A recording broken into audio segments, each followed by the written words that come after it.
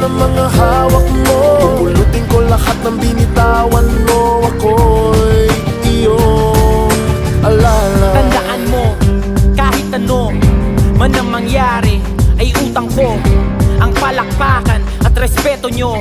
Kapag hawak ang tumutunog ng mikropono, kableng nakapulupot sa kamay para di mahugot, ay parang wallet sa snatcher, ako ang mandurukot. Mga linya kong sinulat, ginamit ang panulat. Nagsimulang magulat, ang lahat ay nagulat. Sa kanya nang gagaling mula sa itaas, ngunit sa'yo pinaabot, ikaw ang nagbukas.